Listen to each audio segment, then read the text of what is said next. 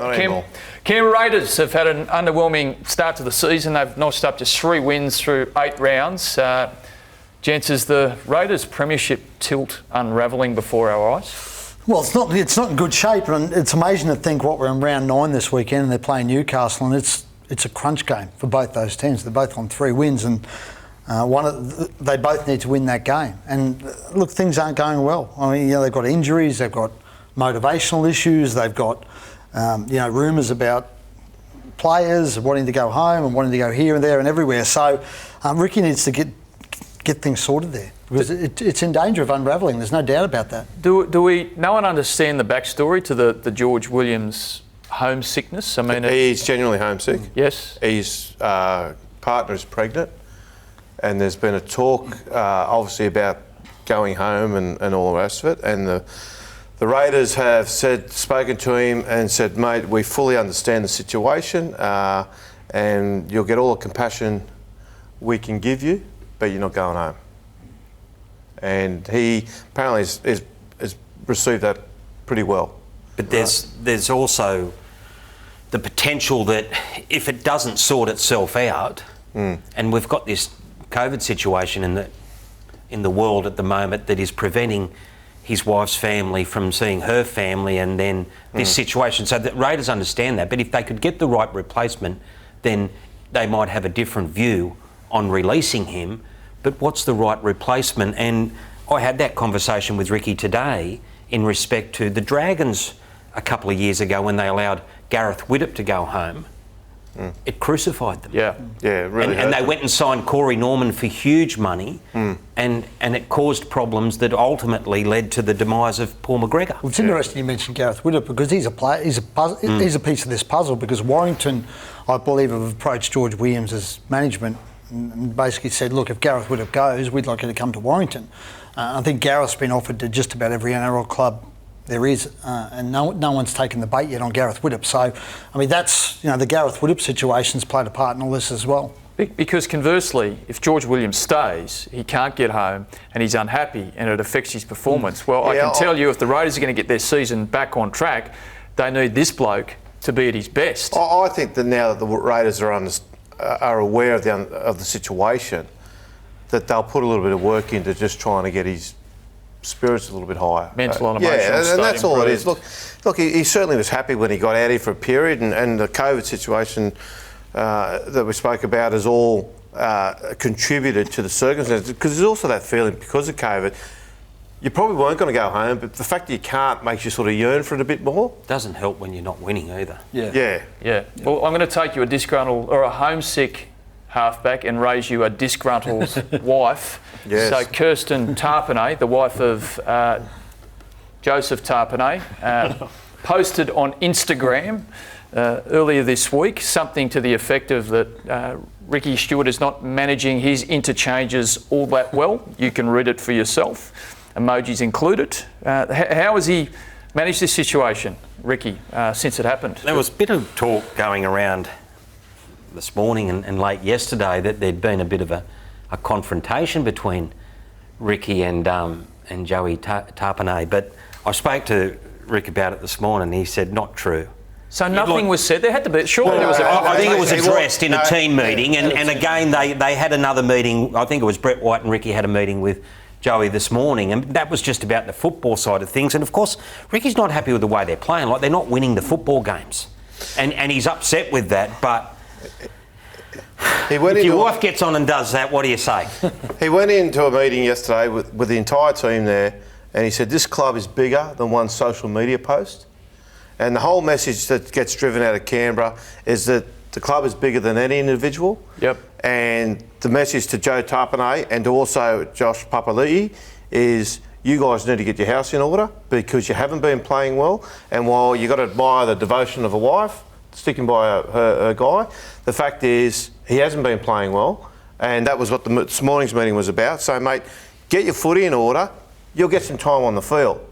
It's as simple as that. Then you can post positive messages. Well, you do what you like. It's a tough one, though, Kenny, because you do what you like then. And that's the truth. But again, we'll go back to the fact that you've got the unhappy half. A couple of weeks ago, there was a few rumours doing the rounds that that Joshy Hodgson, before he got injured, was perhaps heading for a demotion.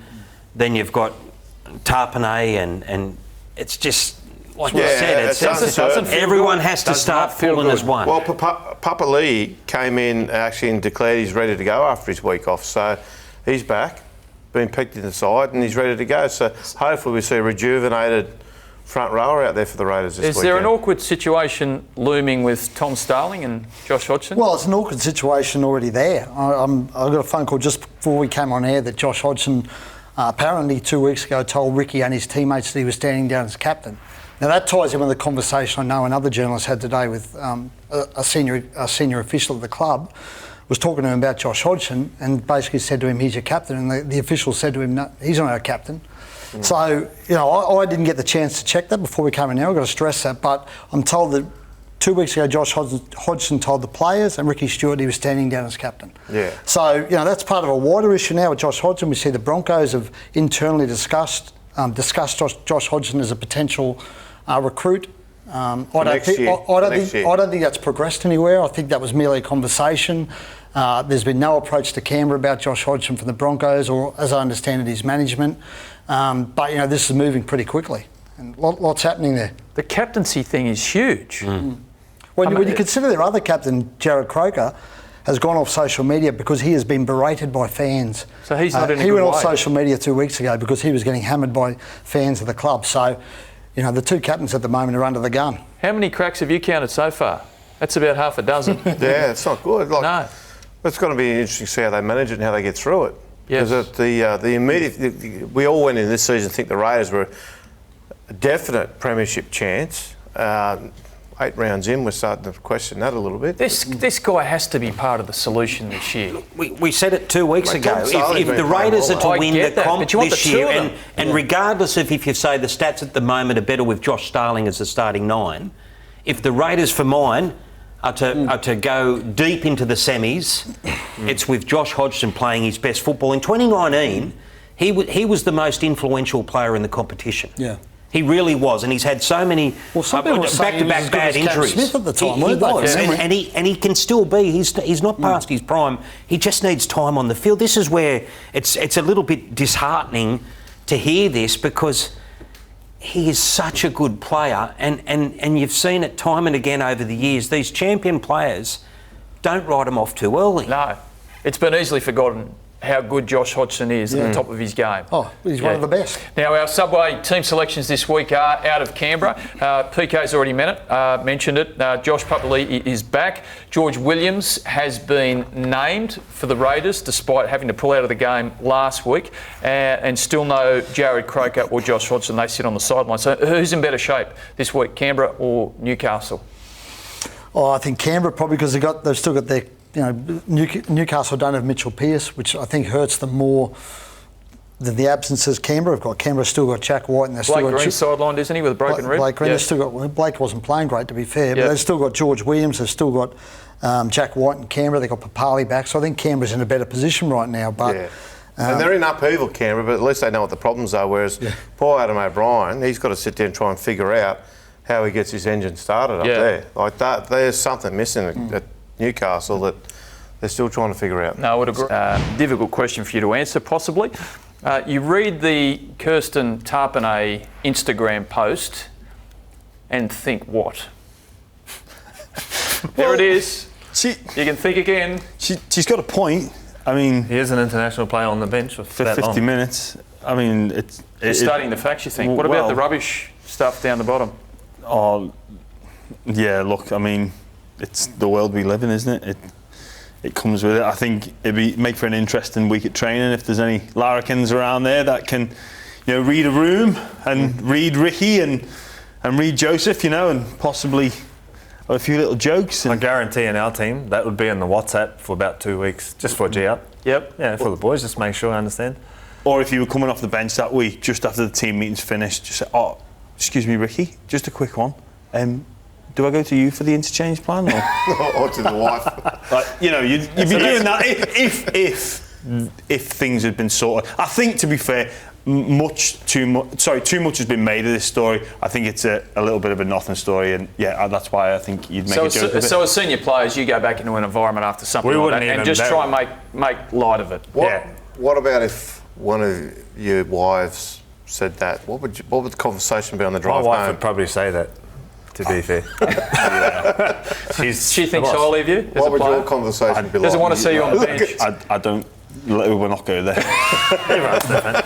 But you know what? When you're in that position, like it's a highly emotional state when you've been dropped and you're not getting the minutes you want. And it's your wife who goes through the ups and downs, the most ups and downs with you throughout the whole season, showing support. Whether it's the right way or not, that was her way of showing support for her husband, who she's feeling what he's feeling. So I can see it from that point of view. All right. Now, in football terms, where do you think the Raiders have come off this year? I mean, you played them last week. What was your sense of maybe some of their shortcomings early this season? Against us, I thought they actually went pretty good. They started with a great attitude and intent, and losing their halfback made it very difficult for them. Considering that, they played pretty well, but I take it back to 2 games where I thought they probably should have won during the season. You know, there was against the Cowboys, they were up 24-6 at half-time, probably should have come home with that game and just lost at the end. And against the Warriors, they were holding the momentum too, and the forward pass that they were blowing up about potentially could have won that game. If you talk about those two, they're 5-3 and we're not having this Leading conversation. you guys here at half-time? Well, leading us at half-time, yeah, but when you have your halfback to manage your game and at the back end of the games, it's very different. Losing your sevens,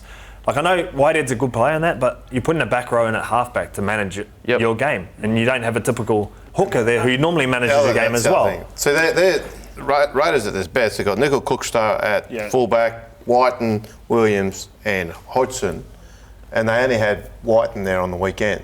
So there's for all the talk that they have about excuse. Hodgson overplaying his hand, he manages their game the best out of all of them. He manages the game as much as he does a lot. He's their best game manager. There's a big issue as well for me. It's almost how do you replace him? But John Bateman leaving, like he was the lifeblood of that club for me. He had the ability to, bring a team home, or in those close games, I'd bet my bottom dollar if he's in the team they don't lose them, because he's that type of person. He's a winner, mate. Yeah, and he's just one of those people that would just drag you through some games. So I think they're missing him. And Cluckster is another one. He's been out injured for a number of weeks. He's a fantastic fullback. He does so much for them, adds so much value to that team. I think they're missing him too, and they'll be much better once he returns. George Williams is claiming homesickness. Did you ever go through something similar yourself when you first came out from England? It was more when I went back, and it felt like leaving all over again. Not actually being here. I enjoyed being here.